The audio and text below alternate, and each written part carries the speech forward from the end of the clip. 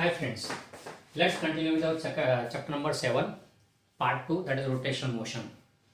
In this chapter we had started with the concept of rotational motion. What is basically rotational motion? It is such a motion of the body in which every particle is performing circular motion on paths whose center lie on a definite straight line. Something like this. Suppose this is a rigid body. These are different particles of the body. Each of these particles is performing circular motion. Every particle is performing circular motion on paths. There is a circular path of this particle, circular path of this particle, maybe circular path of this particle, maybe circular path of this particle, and so on. The only situation is that center of each circular path lie on this definite straight line. Such a motion is called rotational motion. Motion of a body in which every particle is performing circular motion on paths whose center lie on a definite straight line, that's called rotational motion. And this motion of the entire body is rotational motion. This definite line is called axis of rotation or called as rotational axis. Okay. Here individual particle is performing circular motion while the entire body is said to be performing rotational motion. So body is performing rotational motion in which every particle is performing circular motion. ये basics था rotational motion का जो हमने last time discuss किया.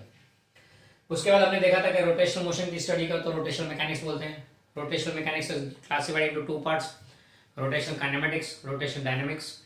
Rotational kinematics deals with purely the rotational motion without worrying about the causes. Rotational dynamics will deal with the causes behind the motion. Okay, तो हम लोग शुरू करते हैं रोटेशनल काइनेमेटिक्स में.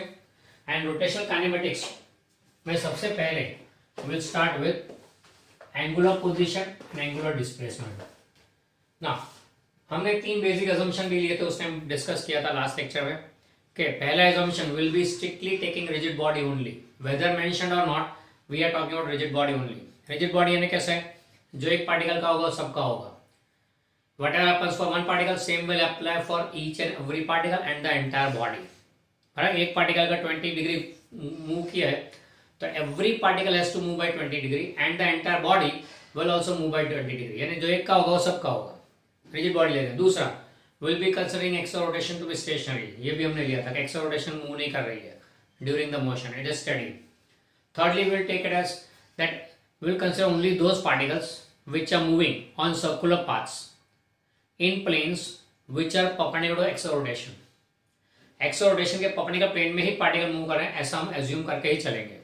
Okay, so based on that assumption, let's start with the very first thing, entering into rotational kinematics, starting with angular position and then moving over to angular displacement.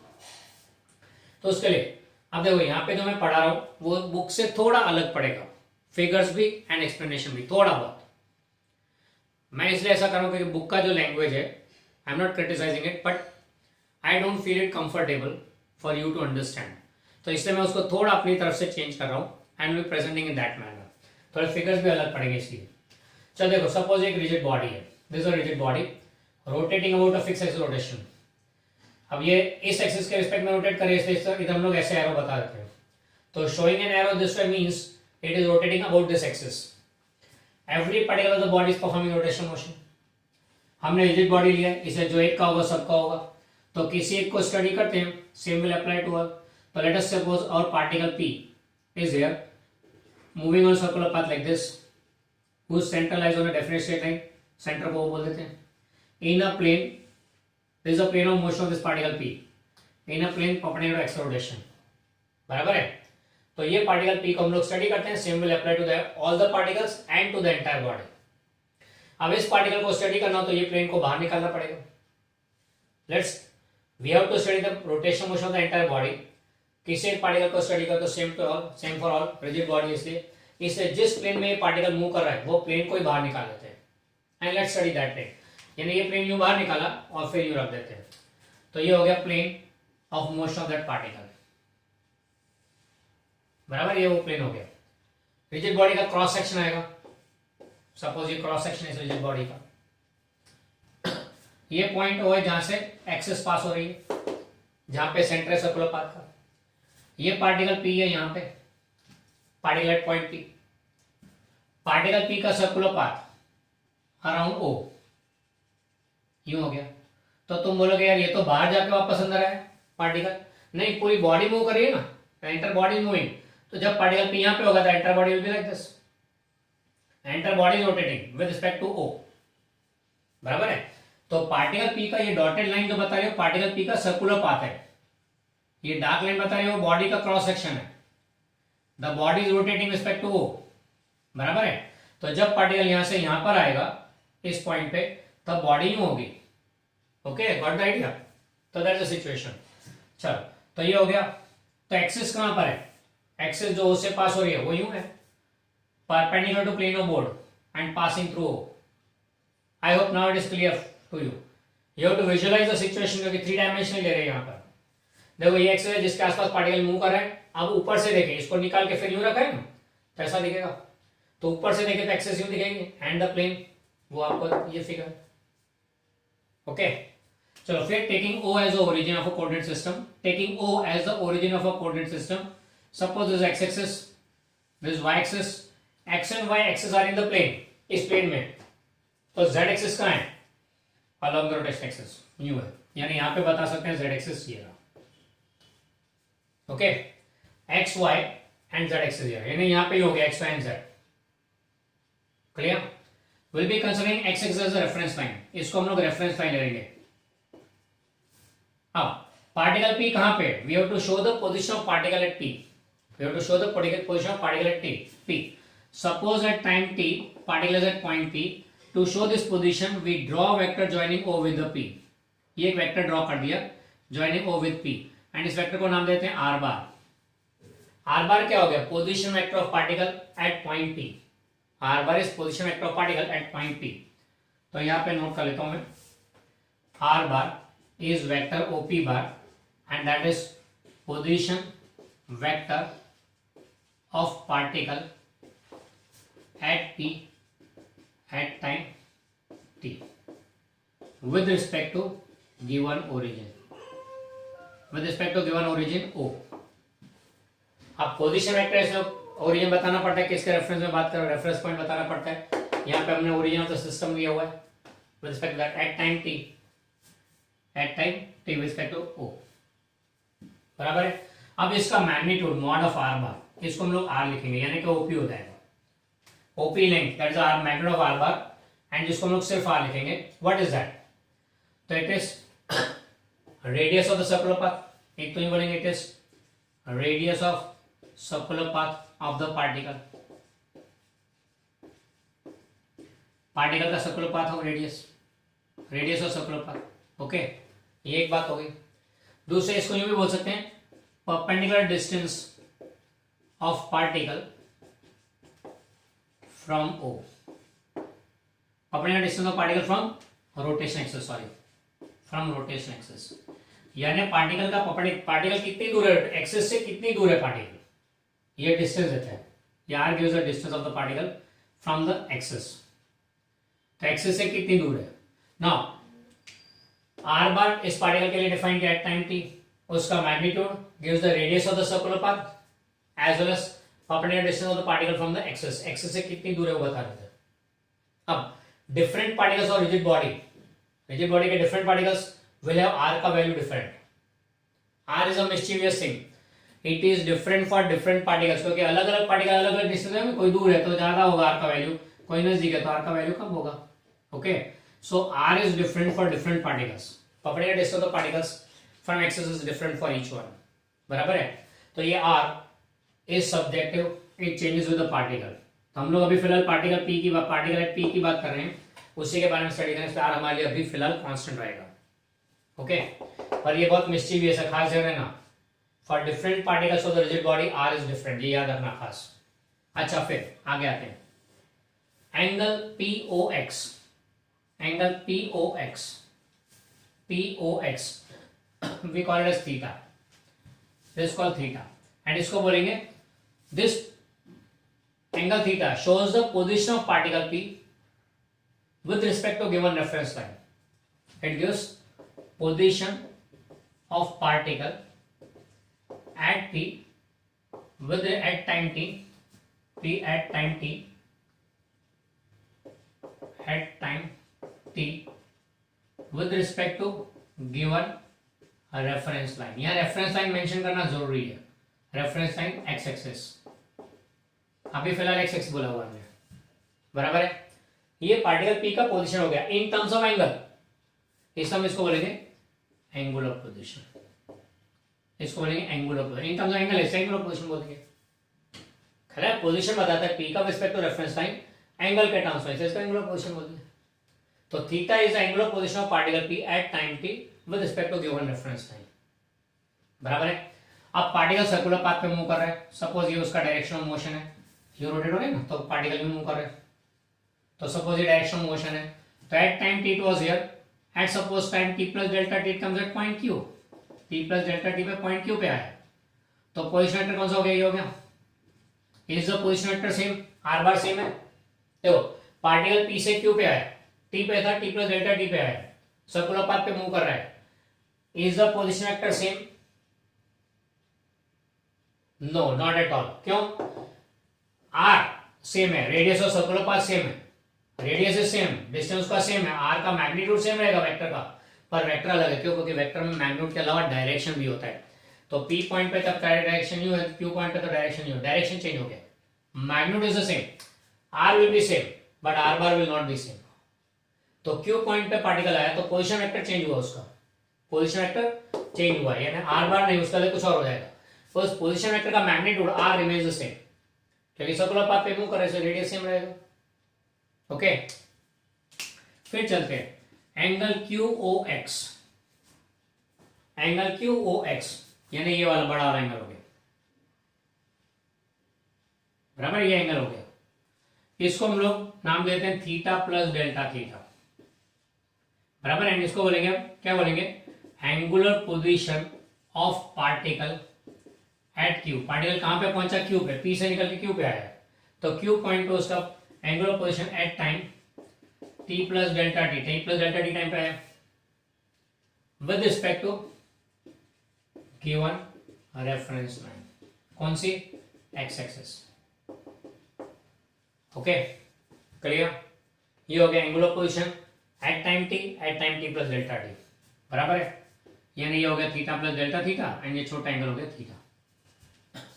इसको clearly दिखाना है तो फिर यहाँ बाहर लिख देता हूँ थीटा एरो करके. ओके, ये हो गया एंगुलर पोजीशन की बात है. तो एंगुलर पोजीशन यानी क्या है? पार्टिकल के पोजीशन को ओरिजिन के साथ ज्वाइन करते हुए जो एंगल बनाएगा line with respect to reference line, ये जो लाइन बनेगी वो रेफरेंस लाइन के साथ कितना एंगल बनाती है? That's called angular position. Position of particle in terms of angle. Okay, so that's called angular position of the particle. अब एंगल QOP की बात करें. QOP इन दोनों का डिफरेंस हो गया, डेल्टा थीटा बोल देते हैं, विल बी डेल्टा थीटा. तो ये क्या होगा? Change in angular position, change in angular position of particle in time delta T. T time पे यहाँ पे था टी प्लस डेल्टा टी पे यहाँ पे, तो डेल्टा टी टाइम में उसने कितना एंगल कवर किया? तो दिस मच एंगल. ये डबल लाइन बना रहा हूँ, वो डबल है, ये हो गया. एंड इसको हम बोल देते हैं डेल्टा थीटा. ओके, तो QOP angle is delta theta, that is change in angular position of particle in time delta T. अब चेंज इन पोजीशन को क्या बोलते हैं? Change in position is called displacement. Angle के टर्म्स में ये तो इसका दूसरा नाम, इसका नाम हो गया angular displacement of particle in time delta T. Angular displacement of particle in time delta T. Time interval कितना लगा? Delta T. कहां पे? पी से क्यू पे आया, तो कितना एंगुलर डिस्प्लेसमेंट हो गया? वो हो गया ना. एंगुलर पोजीशन को मेंशन करते वक्त रेफरेंस लाइन बताना जरूरी था, क्योंकि सपोज ये पी का एंगल थीटा आता है 30 डिग्री एक्स एक्स, तो वाई के साथ कितना होगा? 30 रहेगा. यानी अगर आपने रेफरेंस लाइन चेंज कर दी तो एंगल चेंज हो जाएगा. It is 30 degree respect to X axis, तो वाई एक्सिस के रिस्पेक्ट में 60 डिग्री हो जाएगा, बराबर है. यानी एंगुलर पोजीशन को इंडिकेट करना हो तो रेफरेंस लाइन बताना जरूरी है, बराबर है. पर अगर मान लो ये डेल्टा थीटा 20 डिग्री आ रहा है, तो एक्स एक्सिस लो या वाई एक्सिस लो, it doesn't make any difference. X axis लो या वाई एक्सिस लो, angle QOP will not change. Angle POX definitely will change if you change the reference line, x के बदले y। इसलिए मतलब ये हो गया कि एंगुलर डिस्प्लेसमेंट को इंडिकेट करता है there is no need to mention reference line, it is independent of reference line. Angular displacement is independent of reference line, so you need not mention it. हाँ, टाइम इंटरवल बराबर है, angular displacement of particle in time delta T, p से q है तो that much delta theta is the angular displacement. Clear? अब ये angle या angular displacement all are purely angles and SI unit of this, SI unit of angle क्या लेते हैं हम लोग? रेडियन। हम लोग डिग्री में नहीं रेडियन में बातें करेंगे। ओके, तो इसका SI यूनिट रेडियन। डायमेंशन तो MLT के टर्म्स में देखो तो it is 0 0 0, no dimension. Dimension equation MLT के टर्म्स में देखो तो it's a fundamental quantity, so dimensionless. हाँ, अगर थीटा ऐड कर दो एंगल के लिए तो 1 लिखेंगे। अगर रेडियन के लिए थीटा ऐड कर दो तुम डायमेंशनल में तो you can add m0 l0 t0 theta 1, क्योंकि फंडामेंटल क्वांटिटी है ना रेडियन। ओके, एक और बात यहाँ पे, for every particle of rigid body, for every particle of rigid body angular displacement will be same. हर एक पार्टिकल के लिए एंगुलर डिस्प्लेसमेंट सेम रहेगा। मतलब अगर ये पार्टिकल ने P से Q पे आया, एंगल 20 डिग्री कवर किया है, तो रिजिड बॉडी के हर एक पार्टिकल को 20 डिग्री घूमना ही पड़ेगा। क्यों? रिजिड बॉडी, नाम को पता, रिजिड बॉडी मतलब क्या? जो एक का होगा सबका होगा, यानी एक पार्टिकल अगर 20 डिग्री मूव किया तो हर एक पार्टिकल को 20 डिग्री मूव करना ही पड़ेगा, then only it is rigid body. बराबर है? रिजिड बॉडी में relative positions do not change. तो अगर एक यूं है दूसरा यहाँ पे है तो इसने 20 घुमा तो इसको भी 20 घूमना ही पड़ेगा ताकि रिलेटिव पोजीशन मेंटेन रहे। मतलब क्या हो गया? यहां मार्क करते हैं खास, angular position of angular displacement of every particle in rigid body is same. Angular displacement of every particle in rigid body is same. हर एक पार्टिकल का एंगुलर डिस्प्लेसमेंट सेम रहेगा। तो एक ने अगर 20 डिग्री घूमा तो सबको 20 डिग्री घूमना पड़ेगा, and so entire rigid body also rotates by 20 degree, ऐसा बोलते हैं। तो angular displacement of every particle and hence the rigid body is same. बराबर है? ये हो गया regarding angular position and angular displacement. I hope it is clear to you. देख लो जरा इसको, फिर हम लोग इसमें एक स्टेप और आगे बढ़ते हैं।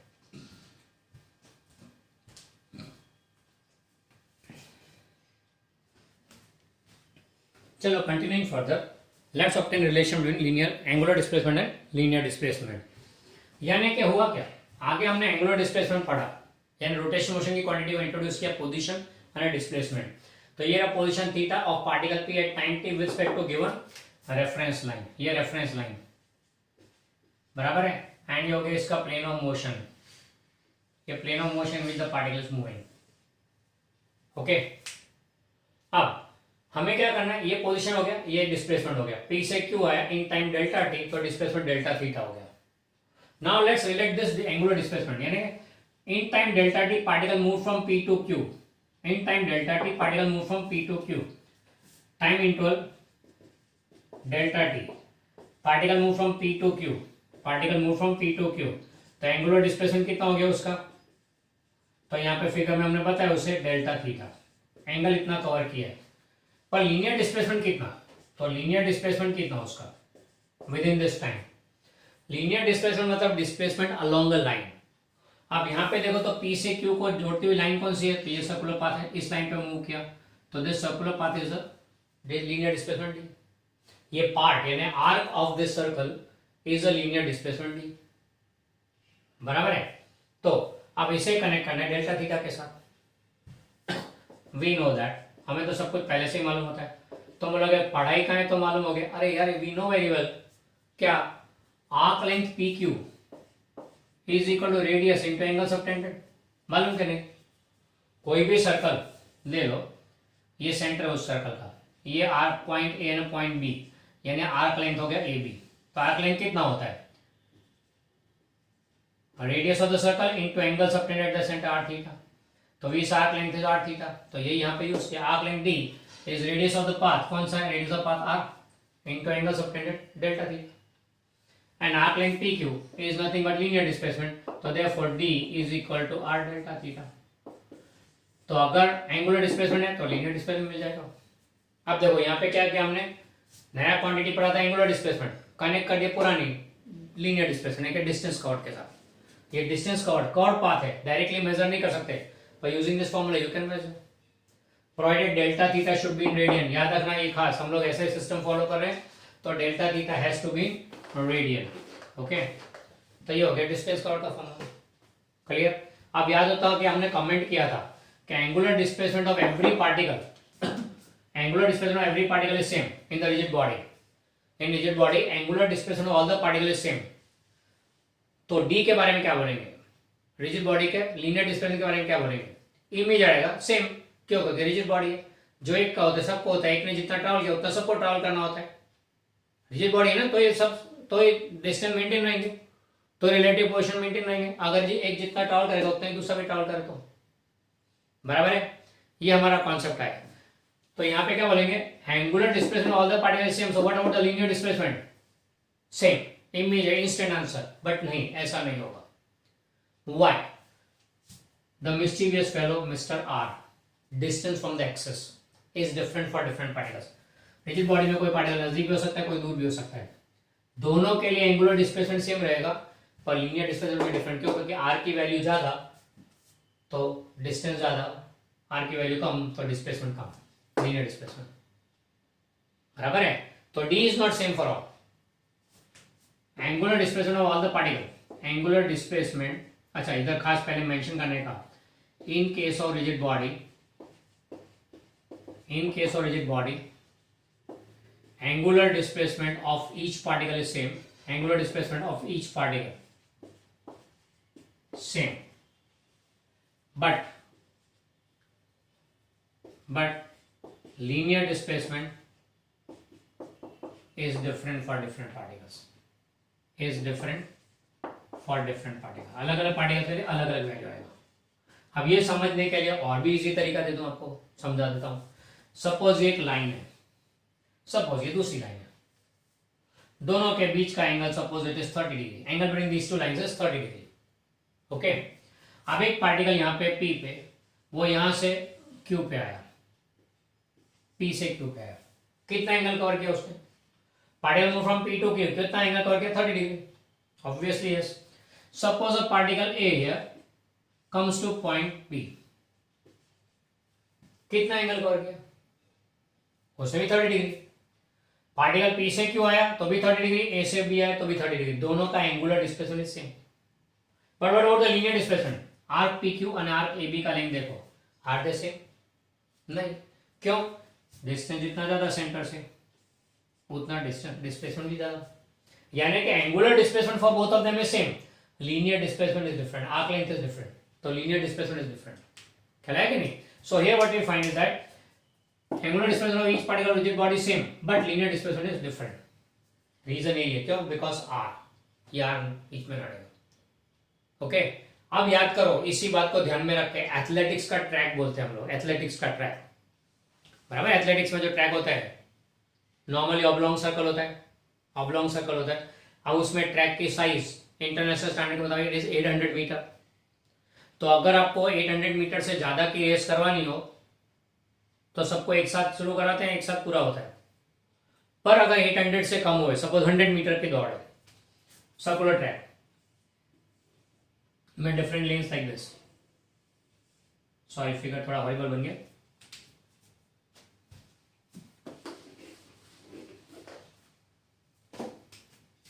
ये बीच का पोर्शन जहां पे सब रेफरी सब खड़े रहते हैं, ये लेंस बनाइए।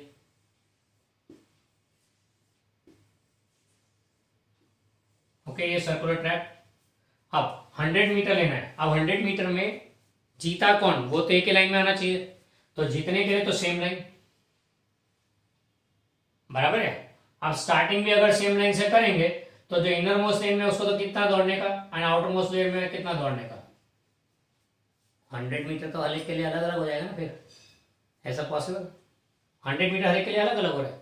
अगर सबको साथ में दौड़ाते हैं लाइन में और सबको साथ में बंद पूरा करवाते हैं तो 10 in 100 metre, 200 metre, 400 meter, you can clearly see that starting point is not same for all. Inner most lane वाले के लिए यहाँ पे, तो आउटर मोस्ट इसके बाद वाले के लिए यहाँ होगा, स्टेप्स में होता है। उसके बाद वाले के लिए यहाँ होगा, उसके बाद वाले के लिए यहाँ पे होगा, उसके बाद वाले के लिए यहाँ पे होगा, ताकि हर एक का डिस्टेंस इक्वल है। Why? As you move away from the center, the length increases. Same point से same point, ख्याल है क्या नहीं? इसीलिए यहाँ पे in case of 100 metre, 200 metre, 400 metre race, the starting point are in steps and ending is same. तो ये फर्स्ट सेकंड का पता लगेगा ना, कराएगा नहीं। This is the reason why, clear about this. This justifies why the athletes are placed in steps while starting the race of 100 meter, 200 meter, or 400 meter. It can be a one mark reason also. Give reason. Clear? वो इसी से define होता है। यानी कि यहाँ पे हमने क्या देखा, एंगुलर पोजीशन क्या होता है, एंगुलर डिस्प्लेसमेंट क्या होता है, फिर उसको कनेक्ट करें लीनियर डिस्प्लेसमेंट के साथ। कनेक्शन का रीजन क्या है, हमने आगे जो पढ़ा 3, 4, 5, 6 चैप्टर में, that was all about linear motion. वहां पे जो क्वांटिटीज पढ़ी वो सारी लीनियर क्वांटिटीज है। अब हमारे knowledge already we have thorough with that those things. नया सीख रहे हैं रोटेशनल मोशन, जिसमें एंगुलर क्वांटिटीज आ रही है, एंगुलर पोजीशन आया, एंगुलर डिस्प्लेसमेंट आया। तो what we do is we connect with the previous one, we connect with our known knowledge linear के साथ। तो हर एक जगह पे नया क्वांटिटी इंट्रोड्यूस करेंगे रोटेशनल मोशन का, उसको कनेक्ट करेंगे पुरानी क्वांटिटी के साथ, लीनियर मोशन के क्वांटिटी के साथ। ओके, ये हमारा हर एक आगे हर एक क्वांटिटी के केस में ऐसा रहेगा। तो this is regarding angular position, angular displacement and it's connection with linear displacement. क्या फाइनली हमने डिसाइड किया, देखा यहाँ पे कि इन case of rigid body angular displacement of all the particle is same, but linear displacement for each particle is different. Okay, अगले lecture में हम लोग चलेंगे regarding next step of the mechanics kinematics. Position displacement के बाद next step आता है speed and velocity. Okay.